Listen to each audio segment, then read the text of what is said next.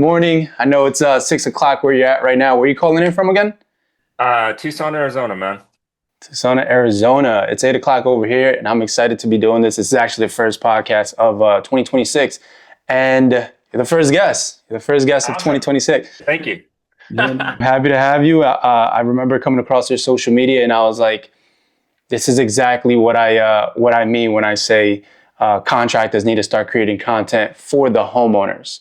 I think when I saw your social media, I was like, he definitely has been putting an effort to standing out versus what every other contractor is doing, and I liked it a lot. So I'm glad we got a chance to get in touch. I messaged you, and that's how we ended up here. But for the people who don't know yet, can you just explain who you are and what type of projects you specialize in?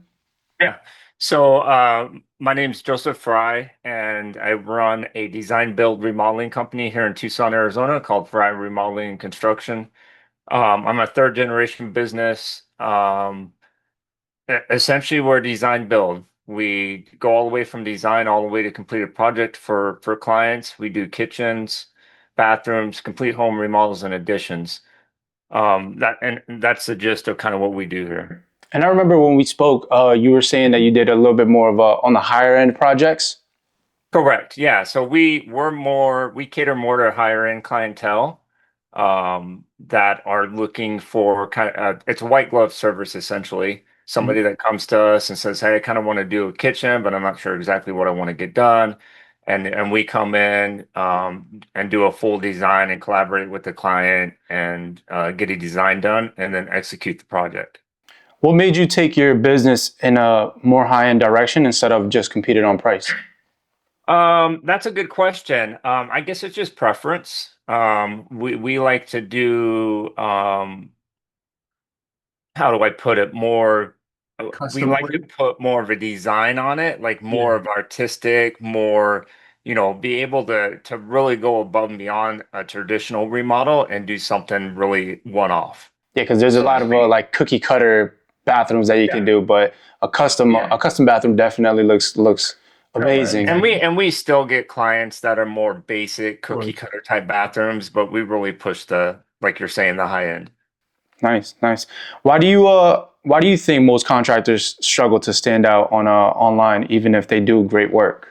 I guess a boxed answer for you on that is and I fall into that category too. Most contractors are in the trades, they work for somebody, and then one day they said, "Hey, I can do this. I'm just going to start my own business." And they have no knowledge of how to run a business, the numbers, how to market, how to get their name out there and really truly run a business. They may be excellent at the craft, but they're just not knowledgeable on the business side of things and the marketing side of things. Yeah, yeah. No, I 100% agree with you because my father he's still in the flooring business, but you have to learn how to adapt and innovate in business as times change, and I feel like he got stuck like doing a lot of things the old way. Yeah. And he still is, and I try to tell him like that. You gotta do this, you gotta do that. But Yeah, sometimes yellow pages are gone. That's no more. yeah. And Yeah. but yeah, when I was like I said, when I saw your social media, there was a couple pieces of content that I do want to go over. But before I do that, I do want to say what was your original mindset about social media before you started taking it seriously? Well, I can just start from the beginning. So when I first started my business, I had my sister build me a website. This is 20 years ago. She built me a website, and I just used third-party lead generation companies. Mhm. So just like, at the time, I think it was Home Advisor is what it was called. I think it's Yeah. Service Magic or something now, or Angie's List. Mhm. But essentially, that's how I got my leads, and then a little bit of word of mouth. I guess in the back of my mind, I kind of knew I needed to really invest in marketing, but I didn't know how to sell and charge appropriately in order to invest back into the business. Um, was it 2017, 2018? I found Tom Reber, Contractor Fight. Started watching some of his YouTube videos and joined a coaching group. And ever since then, my mindset on anything in life, whether you're going to work out, whether it's a eating habit change or a business, get a coach. Because that's going to expedite their learning curve on how to truly be good at something. And that was a game changer. And so I got into that coaching group, learn my numbers, learn how to market, and that's continually evolving. I'm continuing to learn on that. So You don't know what you don't know. exactly. And it's no fault of their own to anybody, and including myself and you. Like you just don't know, Right. and you need somebody to teach you. I mean, you can learn on your own, but that learning curve is going to be extended. Right, right. No, I 100% agree with you. It's like it's basically like you said. It's a shortcut. But you got to be willing because I've seen people join coaching groups or get a coach, and the coach is guiding them and looking at the numbers and say, hey, you need to do X, Y, and Z. But if you're just absorbing that information but not executing it, then it's not going to happen. I mean, you can pay all kinds of money to a coach, but if you're not going to implement it, and it takes work, hard work, it's not easy. But if you're not going to implement it, it's not going to work. And never base your success off of somebody else's effort because you never know what the next person, the amount of work that they put in. Now, do you see social media more as like marketing, branding, or education, and why? I think it's all the above. You want to put out content that's going to educate, that's entertaining, and that creates trust within your community. And you got to be able to put yourself on camera. I've seen guys that do content, but they don't put their face on there. They'll like shoot content of their project or post written post with like a photo, and I'm like, you got to put a face to it. You got to get on camera, you got to get on video, and you got to have somebody that can either you edit it or have somebody that can edit it correctly to drive that engagement.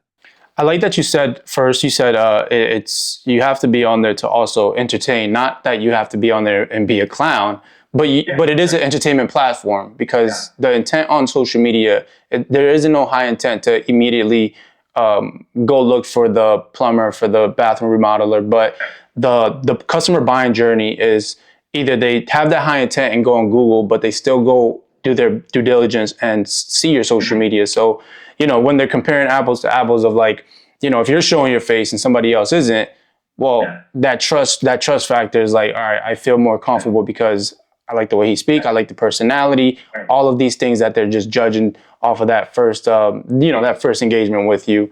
And let's talk. Oh, go ahead, go ahead. Real quick, I just want to say, and when you get on camera, don't be polished. Be yourself. Yeah. People, like you're saying, people like generality, if that's a word. Just be genuine on the camera. Don't try to script it. Don't. I mean, I don't use a teleprompter or anything like that. But just be yourself on camera. Yeah. And it's hard because we say these things like, I work with a lot of contractors in all different fields, and I tell them the same thing. I'm like, just be yourself. But sometimes it's like they don't even remember how to be themselves because of just being self-conscious with a camera in front of them. But how did you get comfortable with being yourself on camera? I hit record. You just hit record. Hit record and just just be yourself and just do content.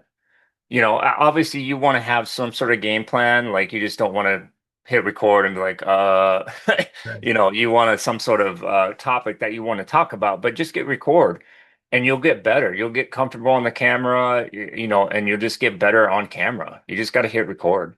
Yeah, there's a lot of contractors that definitely see the value in creating branded content that I work with, and they just don't know where to start. So coming in with a structured plan is always going to be important. And everybody's going to be different because not everybody has the personality, not everybody has the like everybody has their own uniqueness to them. And yes, we do script some stuff. Yes, a lot of stuff have went viral scripted as well. If that's like the first step that you have to take in order for you to do this and get comfortable, then I definitely highly recommend it. But if you can just hit record and just, be in your natural flow state of like whatever it is that you're already doing, just have that camera there recording, then that's what I recommend. But I saw one of your first videos that popped up. It actually is is at 126,000 views right now, and it was a final client walkthrough, $170,000 bathroom remodel. How do you just how did this project or this video come about? What did you ask the client, like, if this was okay? How do you get them comfortable with documenting that project? So, in our contract, in our pre-construction documents that we go over with the client before we start, that's outlined Okay. that we're going to shoot content. If they don't want to be on camera, like if they say, I don't want to be on camera, then we kind of shoot content without them in it. Or if they're in it, we shoot it, we edit it so their faces aren't in that content. But yeah, like I said, we outlined that from the get-go that we're going to shoot video and photo content throughout the project. So there's an agreement there. There's an understanding of, you might be on, you might not, but it's all respected. Yeah, it's all respected. And for the most part, I mean, we've had a few outliners that didn't want to be on camera, but for the most part, everybody's fine with it. Yeah, no, most people are fine with it. I always say contractors, they're like, how do you get people to just ask? Yeah. We get a lot of video testimonials at the end where we'll get people on camera and we'll ask them questions and then tell them about the experience with us. And a lot of guys ask, how do you do that? And I'm like, you got to deliver exceptional experience. And like, they're almost begging to be on camera for us. Yeah. Yeah, no, they definitely would advocate and support you in any way that they can because of the beautiful project that you've done for them. Why do you think this video did very well? The one that I was just talking about, the final client walkthrough. I think it did good because of previous content and trying to build our followers, and that's why it's done good. You got it, and it can be difficult, putting out content and get that engagement. But you just got to shoot content and start watching your analytics and see what's working and what's not, and then go off of that. And what analytics are you paying attention to? So I have a marketing manager that kind of manages that and look at the analytics. We look at engagement, and then we look at where our leads are coming from. We track all that. So if we have a lead come in, yeah, they clicked on, this video or this post, and then that's how they got to our website. And we track all that analytics, and that's within our CRM.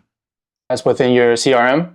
Nice. Okay, no, yeah, it's like I said, this was a great video, and you said you have a content manager, so you definitely have invested into having in-house person come in and actually record with you. Yep. How do you decide what's worth posting on a daily or weekly basis? It depends on what's going on. If we got a lot of projects going on, we definitely like to shoot content out in the field on projects. If we're not, we're going to shoot either informative content or informational content. One thing that we're starting to do now is get a demo set up in the warehouse and like mock up like showers and do some how-to videos to educate like DIYers or clients and create some informative content. I love it. No, you're even going that extra mile to creating a mock-up in your warehouse. So we're trying to hit it from a lot of different angles. Like we're getting ready to build out a podcast studio. I'm excited. I can't wait to see all of it. We'll get you on there. Yeah, I'm excited. Yeah, definitely. I was just in Arizona in November actually, but definitely I want to go back. All right, cool. You share some strong opinions in your content. Why do you think that's important for attracting the right clients? I want to put out content that others are afraid to put out there. Love it. And I think an obvious one is pricing. I mean, if you work in the contracting industry or anything like that, no one wants like to share pricing. Mm-hmm. And that's something that we're very transparent in with all our clients obviously on social media. What things cost, what we charge, and what to look out for low priced bids and stuff like that. 30 years ago, what do you have to do to find out how much a car cost? 30, 40 years ago. Take it to the shop? Or, yeah. Go to the dealership, right? Yeah. Oh, pretty much. I mean, you might see in a newspaper or whatever, you could find out pricing. Mm-hmm. How do you find pricing nowadays? Online. How much does a 2016? It's like one of the most searched up. One whole search. You search it. You type in how much does a bath remodel cost? You click on it. Hey, click here. I found out how much your bathroom remodel. Then you click that. Then you have to fill out a form. Then you have four contractors contact you, and then you have to have those four contractors come out and give you a price. Mm-hmm. That's frustrating, right? Right. So why not, if you've been in business and you're contracting and you're running numbers and you're job costing, you should know within range, a good narrow range of what that project is going to cost. I mean, if you got a 5 by 8 bathroom, 8 foot ceilings, a tub, a toilet, a 36-inch vanity, a mirror, light, paint, drywall, tile, you you should know what that's going to cost within range. And you Right. should be able to provide that information online, on your website, on your social media, what that's going to cost. And people work now society. People are instant. They don't have any patience. They want to know what it's going to cost. And when you can create that content, people love it. Yeah. I love that you're using that as like a filtration system through your social media, which is great. Yeah, because I mean, there's a lot of contractors that still run out to jobs and bid it without getting any information from clients. Mhm. The last thing we want to do is run out there and they have a $10,000 budget on a master bathroom. It's not going to happen. So Mhm. I just wasted the client's time and I wasted our time driving out there to give them an estimate or a bid or whatever. So why not have a 30-minute Zoom call or a phone call with them to find out what they're looking to get done, see if they're an ideal client, and see if you meet their expectations on what they're looking to spend on the project. So you can't be afraid to be that transparent. Yeah. Right. Yeah, it is a little bit of work for the client. I don't even think it's any work, but I mean, I think a phone call is a lot easier for the client Mhm. Mhm. and for us to just have that initial phone call before we go out there. Nice. What do you think happens when a contractor tries to play it safe with their content? Play it safe. Tell me more about that. What do you mean? More like the before and after is more of maybe not showing their face, or maybe showing their face, maybe not talking in the video, trying to be not too strong opinionated. They're not going to grow their engagement on their content. And they're not going to reach people. They're not going to reach people. So here's the deal, and you know this. You can create you can create content every day, 7 days a week, 365 days a year. But if it isn't relevant content for your industry and it isn't engaging and you're not putting a face on it, you're wasting your time. You got to create content that's going to drive engagement, that's going to drive clientele to your website to contact you about projects. You got to create that right content because otherwise it's just a waste of time. Just don't do it. Can you share a specific example where content directly influenced a lead or a project? Yeah. So we do client testimonials like we were talking about earlier. And we had a client testimonial we did, I think it was in 2023. And it's on our website, it's on our YouTube, social media. And we had a client reach out to us and she had a project that was very similar to what we did on that video, on that client testimonial, and hired us because of that video content. Because when she went to search, she typed in, I forget what she typed in, but she typed in um what she wanted to get done, and our video was the first thing that popped up, and she watched that video, and then that took her to our website, and we got the project because of that. Congratulations. Congratulations. I'm telling that's what I mean by the customer's buying journey is different nowadays, that they are doing that due diligence, and the content is basically pre-selling them. It is your sales team, especially if you don't have a sales team. That is your sales team. Every piece of content is working for you 24/7. Yeah, it's a pre-call. Mm-hmm. Oh, pre-call. Yeah, it's also a pre-call. Um, if a contractor is listening and says, "I don't know what to post," what would you tell them? To start off with just setting up a camera in their office or outside or wherever, and just start talking about your company. Hey, I'm Jose from Tucson, Arizona. Been in business for 20 years. We've been providing clients with bathroom and kitchen remodeling services, and just tell your story. Tell them who you are, tell them what you're about, and just start building it out from there. Yeah, I was doing a. I'm sorry to cut you off. I was doing a brand audit last night for a HVAC company, and it's the he's the son. His father's the one that runs the company, a family business, and they were just like they just don't know where to start. And I was like, well, one, you don't have anything about your story. Nobody knows about who you guys are, especially if you're family oriented. Share that part because people love the family business. And I would suggest that. Well, what I suggested to him was that if you go on Google right now and you type in HVAC company near me, let me just actually do this in real time. HVAC company near me, or any type of HVAC question that somebody might have. There's usually a list of questions down there that says people also ask, and one says, "What is a 5,000? What is the $5,000 rule for HVAC? How much does the average HVAC job cost? How much does this? What are the most common HVAC problems?" These are content ideas that people can already start answering because this is what people are actively looking for. That's already keywords right there that people are already, you're meeting them where they're at basically with your content. And I gave him that point. I was like, take that those questions. I'm like, you probably can answer most of these right now if I was to ask them to you. And that's a great starting point. So Yeah, and we use that too. mhm, yeah. And it's an easy tool. What has been the hardest part about staying consistent with the content? I don't like doing it. I'm glad you're honest about that though, because I said I'm glad you're honest about that because it is like another job. Yeah. Yeah. So you have to be able to delegate authority within your company. So if you are doing everything, you're doing the physical work, you're doing the estimating, you're doing everything within the business. You need to, if you're in that, first off, if you're in that situation, you need to take 15, 20 minutes a day and bust out your phone on Mm-hmm. the site. You just got to do it. It takes, I mean, we waste time. I mean, we waste hours a day doing nothing, so just bust out your phone and just put your face on camera and just start shooting some content. Hey, we're doing the shower right now. We're using this waterproofing product, whatever, just simple content. And I would start doing that. It's,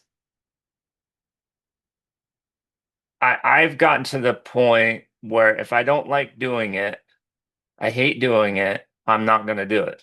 Mm. That's just me. So I got to be able to find somebody that likes to do it and hire them to execute it for me. And that's why, and that's how you're going to grow. And it all depends on where you want to go. Do you want to stay at a $200,000 business, a $500,000 business? Do you want to stay? That's fine. I mean, if you want to do it, I totally disagree with it.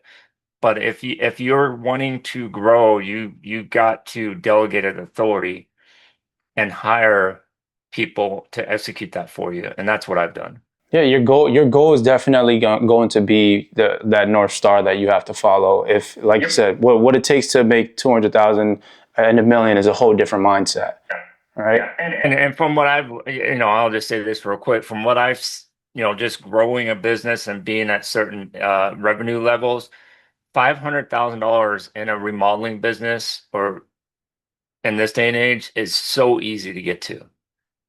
And there's so many guys that don't get there because their mindset's all messed up. But $500,000 in revenue is cakewalk.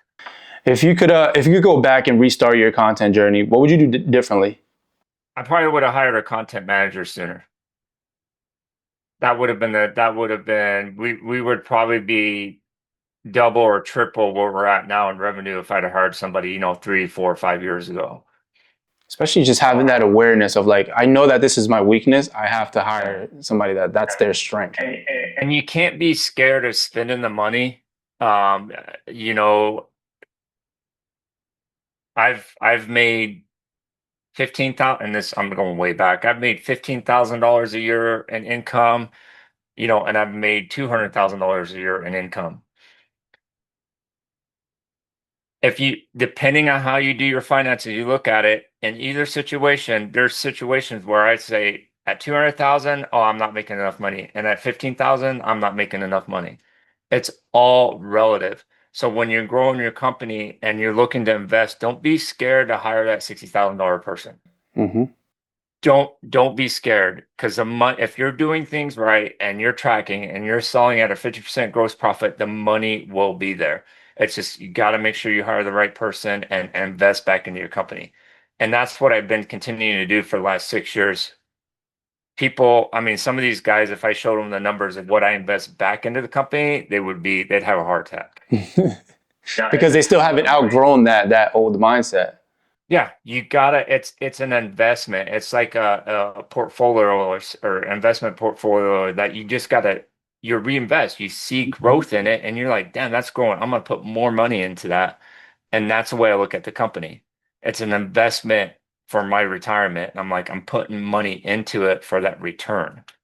And there's nothing better than adding that extra credibility to your company, like the social media. That's exactly why, maybe you have your tracks wrapped, the shirts, Yep. everything is branded, the website. Like this is just another part of the marketing and branding that you're just adding a piece of just Yeah. more trust to your company. Correct. You gotta create that branding, which creates just that trust factor and that authority in your area. So when people see you, they see your wrap trucks, they see your face, they see your content on social media. There's already a trust factor because they've seen you all over the place and you have relevant content. Joe, it's been a pleasure. You gave a lot of great value, and I know a lot of people are going to take a lot of good stuff out of this podcast. Where can people find you on social media? Yeah, they can find me on Instagram, TikTok, YouTube, Facebook. Just type in Fry Remodeling will pop up. We're all over the place. Great. And if you guys need help branding your business on social media, you can reach out to me. I'm going to leave my information down below. We do free brand audit Zoom calls. We also have the top tier contractors community group where we share with you content ideation, content strategies of what I'm actively doing with contractors on a regular basis. Joe, thank you so much. I know you probably got a busy day ahead of you. I'll be in touch. I'm looking forward to what you create next. All right.